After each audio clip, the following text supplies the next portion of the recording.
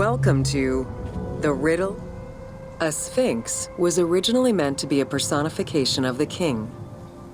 The human head, wearing pharaonic regalia, was fused with the body of a lion, thus sharing the qualities the powerful animal possessed, namely its power, the swiftness of its attack, and its majestic authority. By these very virtues, it was also considered a symbol of protection.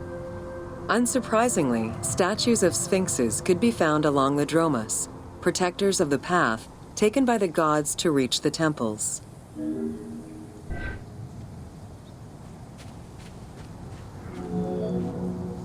Over the centuries, enthusiasts and historians alike have wondered, who built the Sphinx? For what purpose? And who does it represent? These questions remain unanswered. Several theories do exist, however, some more credible than others. One theory supposes that Jedefre chose to pay homage to his father Khufu by building the Great Sphinx of Giza. The stone temple on the eastern face of the Sphinx would have been added later on by his brother and successor, Khafre, in order to strengthen the divine worship of their father. It would be the first Egyptian temple oriented with the sun.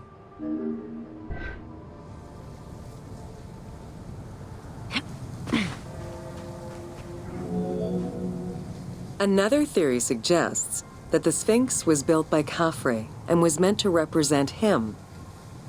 The arguments to support this hypothesis are based on the fact that the limestone beds used for the main work of the Temple of the Sphinx are geographically and architecturally similar to the Valley Temple of Khafre. Some believe that Khufu himself built the Sphinx, which was later finished under his successors, Jedefre and Khafre. These arguments are based on the stylistics of the engraving, the typology of the nemes, and the absence of a beard at the time of construction.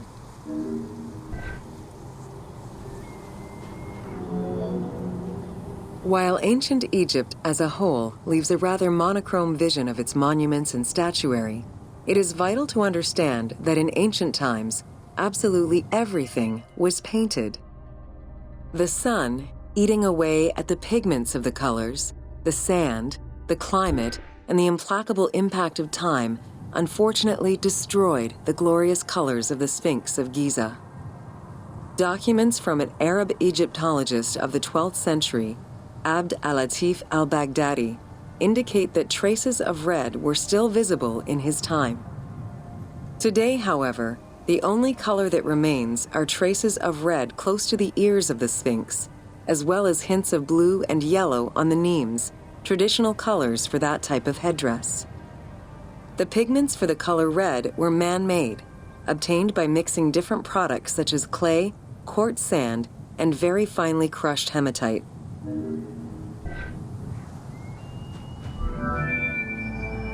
Red had a strong symbolism in ancient Egypt. It was both the color of life and the color of death. It could represent the sands of the desert or the brilliance of the sun. Red was also associated with the god Seth, vengeful and destructive. The Egyptian word for red, deshur, is also the word which was used to signify the desert, or the royal crown of Lower Egypt. In art, red was also the color used to paint the bodies of men, while yellow was used for women. It is possible that there were also color restoration efforts during the Saite period about 600 years before Cleopatra's rule, as indicated by notes on the inventory stele, discovered in 1858 by Auguste Mariette. It is because of this that the team made the decision to display it with its full range of colors, even though the Sphinx's colors would have likely faded by Cleopatra's time.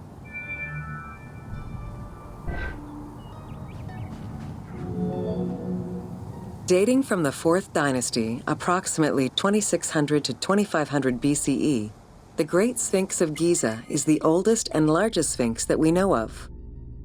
Carved from a natural limestone outcrop, the Sphinx measures 19.8 meters in height, 73.2 meters in length, and 14 meters in width.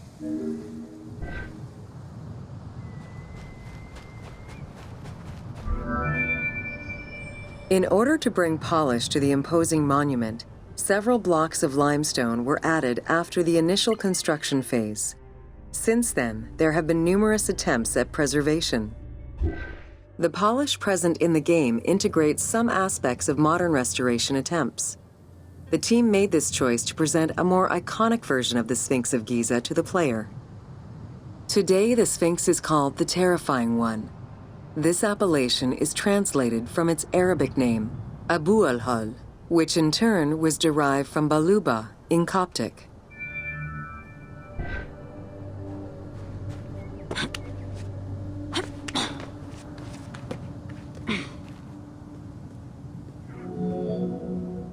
The Sphinx as a whole was carved in situ from a natural stone promontory. Its head was built in a limestone peak of the Mukutam Plate, and the body was sculpted in the underlying rock layer where it is located. The degradation of the Sphinx is due in particular to wind erosion and the different quality of limestone used in its construction. The level of sodium contained in the groundwater which abuts the stone is also a contributing factor.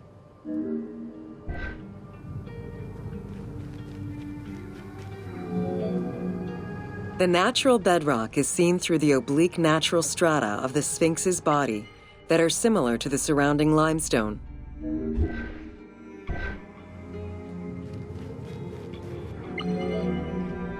Since antiquity, people have always believed there was a hidden tomb deep within the Sphinx. It is thought that attempts to plunder the Sphinx began as far back as the First Intermediate period. Since then, numerous attempts to pierce the Sphinx's secrets have been carried out, leaving indelible scars upon the monument.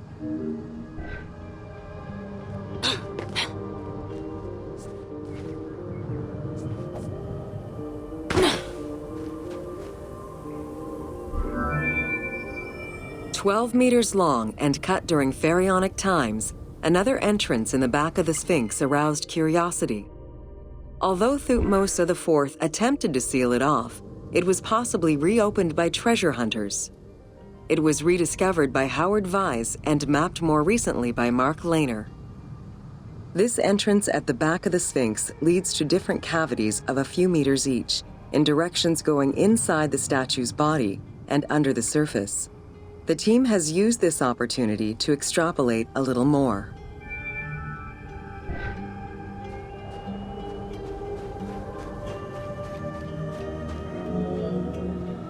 While there have been no major discoveries pertaining to the Sphinx of Giza in recent years, theories and hypotheses continue to emerge. Without validation provided by archaeological sources, however, they remain unsubstantiated.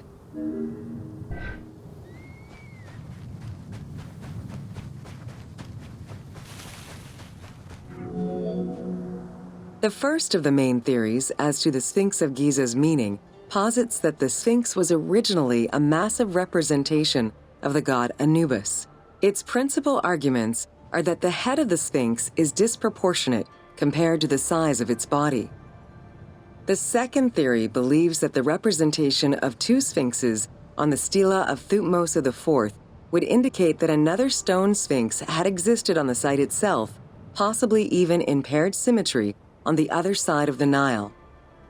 However, neither of these theories can be verified in any way.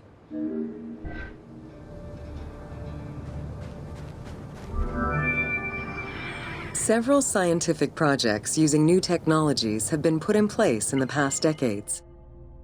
The most important was led by Mark Lehner and his team, who specialize in the study and survey of the Giza Plateau, including the Sphinx site. The mapping made it possible to see the materials used to construct the Sphinx, analyze the different layers of erosion, and figure out the most fragile areas to protect. After a few attempts at giving the Sphinx artistic proportions, the team instead decided to use photogrammetry mapping to faithfully reproduce the proportions of the Sphinx.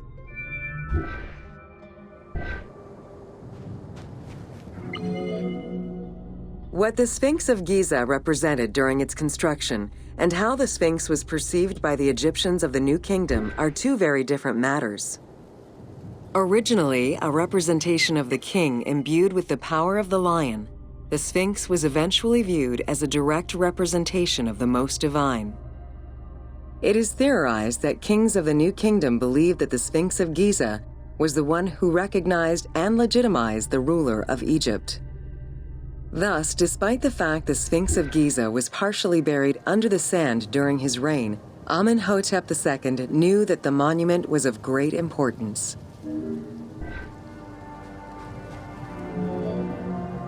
Amenhotep II built a second temple dedicated for the Sphinx as Horamakhet to pay homage to Khufu and Khafre, his predecessors. It became a common habit for this dynasty to spend time with their royal courts at the Sphinx.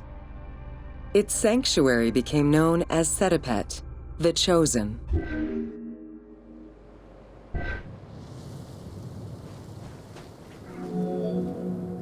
Egyptologist Mark Lehner believed that Amenhotep II built a statue of himself anchored between the paws of the Sphinx, likely to legitimize his reign, alongside a stela found by Salim Hassan.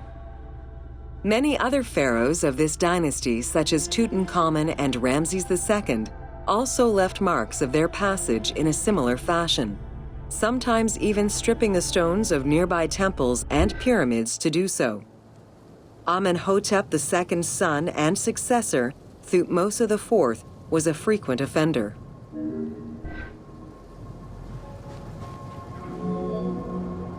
While sleeping between the Sphinx's paws, the future Thutmose IV saw in a dream the god Horamakhet proclaiming his coming accession on the throne of the two lands.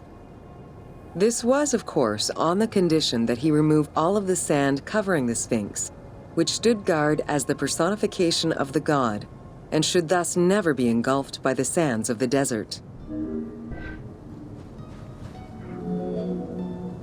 The 15-ton dream stela built by Thutmose IV to commemorate his dream was discovered by an Italian Egyptologist, Giovanni Battista Caviglia, in 1818, when he undertook the task of freeing the Sphinx from the sand, which had yet again covered it. Caviglia was looking for an entrance into the structure of the Sphinx, but instead he discovered an open-air chapel and stelas between the paws. Ashes from a ceremony were still present. Protected by sand, they quite possibly were from the last ceremonies in Roman times.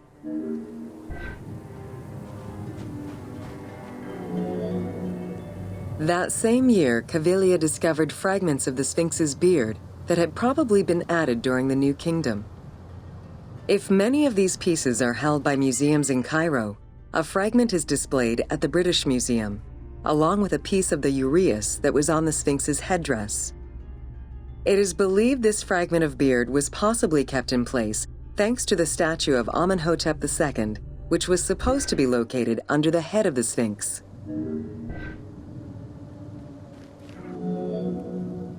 A popular cultural legend purports that the nose of the Sphinx of Giza was lost during the time of Napoleon Bonaparte to the cannon fire of French soldiers in training. However, engravings from before the time of that campaign already depicted the Sphinx without a nose, indicating that it had been removed before the French campaign.